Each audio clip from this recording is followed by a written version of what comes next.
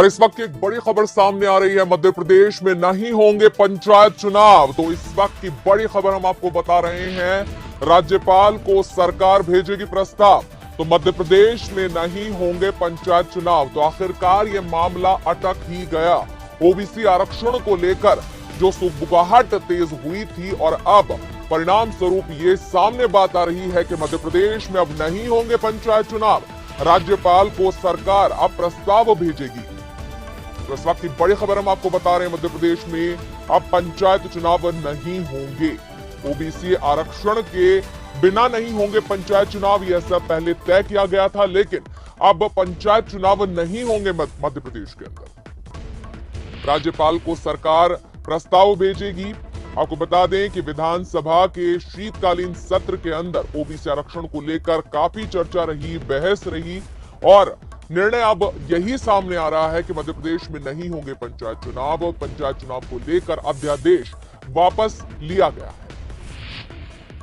तो राज्यपाल को सरकार भेजेगी प्रस्ताव और ऐसे में बात अब साफ हो रही है कि मध्य प्रदेश में अब पंचायत चुनाव नहीं होंगे। तो पंचायत चुनाव निरस्त करने का जो प्रस्ताव है राज्यपाल को अब सरकार भेजेगी।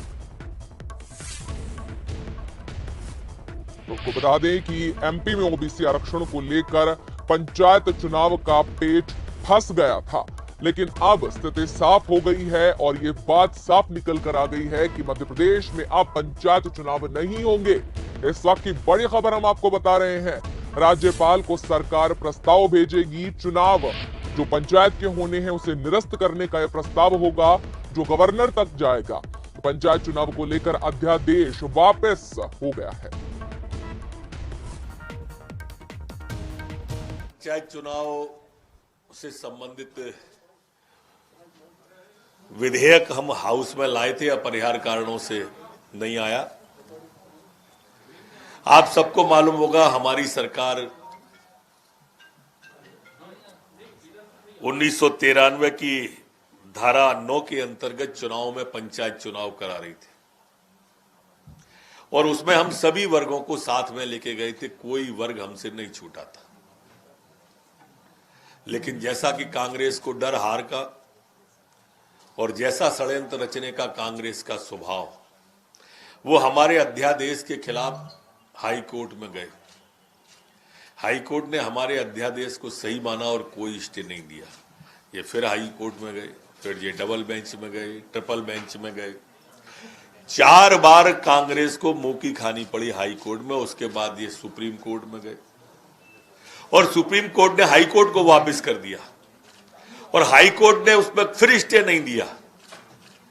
तो एक षड्यंत्र करके गबली केस में इन्होंने हमारे एक बड़े वर्ग, हमारा एक जो सबको साथ सबका विकास ले जाने की माननीय प्रधानमंत्री जी की और मुख्यमंत्री जी की कल्पना थी, उसमें इन्होंने एक बट्टा लगाने की कोशिश की और पिछड़े वर्गों के बिना चुनाव कराए जाए ऐसा सुप्रीम कोर्ट से आदेश इनके कांग्रेस के वकील, कांग्रेस के प्रवक्ता और कांग्रेस की एक महिला नेत्री जो छिंदवाड़ा की थी, उनके द्वारा लगातार दलीलें देकर इसको डाइवर्ट किया। उसके बाद में हमारे मुख्यमंत्री जी, पंचायत मंत्री जी संकल्प लेके आए विधानसभा के अंदर के बिना पिछड़े वर्ग को छोड़ के चुनाव नहीं कराएंगे। चुनाव में जाएंगे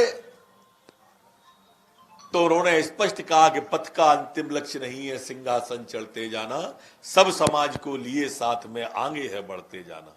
प्रधानमंत्री जी ने कहा सबका साथ, सबका विकास, और सबके विकास को ध्यान में रखते हुए संकल्प पारित किया विधानसभा से कि हम पिछड़ों के बिना चुनाव न हो, इसकी भरपूर कोशिश करेंगे।